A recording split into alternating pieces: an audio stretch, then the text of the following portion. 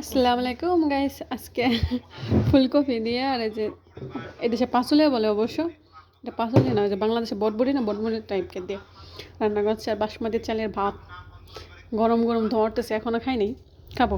আর পোলাও আছে, পোলাও খাবো, আগে এটা খাওয়ার পরে। সাদা ভাত আমার সবচেয়ে বেশি পছন্দ, সাথে একটু লেবু দিয়ে নিই।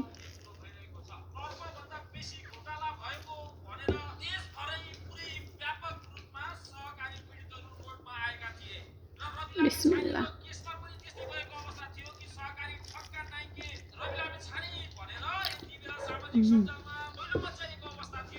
ফুলকপি কার কার ফুলকপি পছন্দ? আমার ফুলকপি অনেক পছন্দ, ঝোল ভাজি ইত্যাদি। মাছ দিয়ে ঝোল নিলে মাছের চেয়ে আমি ফুলকপি পছন্দ করি বেশি। আর বেশি পছন্দ আমার বোনের হাতে, ও মাছ দিয়ে ফুলকপি দেয়, এত সুন্দর করে ঝোল করে ফুলকপিটা সুন্দর মতো থাকে। আর আমি ঝোল করে ফুলকপি ভেঙে যাবো আল্লাহ তুলি। কিন্তু আমারটা সুন্দর হয় আমার রান্না, কিন্তু ফুলকপি আলাম থাকে না। কিন্তু আমার বোনের রান্না অবশ্য ফুলকপি সুন্দর অনেক, আমি যেরকম খাওয়া সেরকম পারফেক্ট হয়।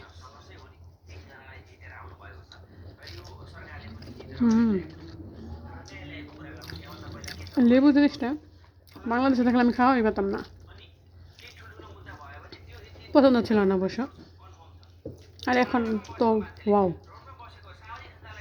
এখন লেবু এত মজা লাগে করার মতন না।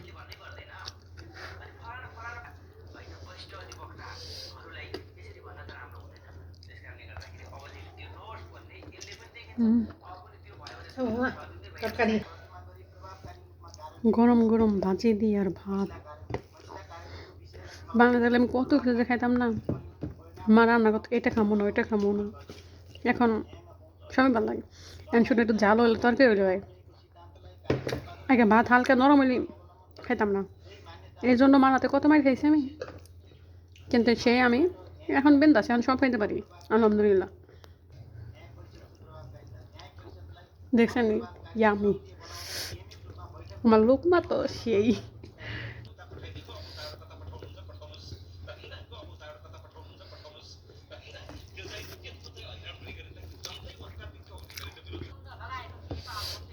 খাওয়ার পরে শেষের দিক রাখলাম আছে অবশ্য।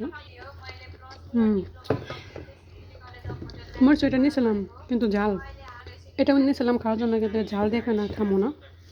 তরকারি পারফেক্ট আছে, মরিচ লাগবে না, মাঝে মধ্যে ঝাল হয় না, এই জন্য মরিচ আগে নিয়ে রাখছে যে খাওয়া বেশি ওটা মরিচের জন্য, এই জন্য সাইডে রেখে দিয়েছে অবশ্য।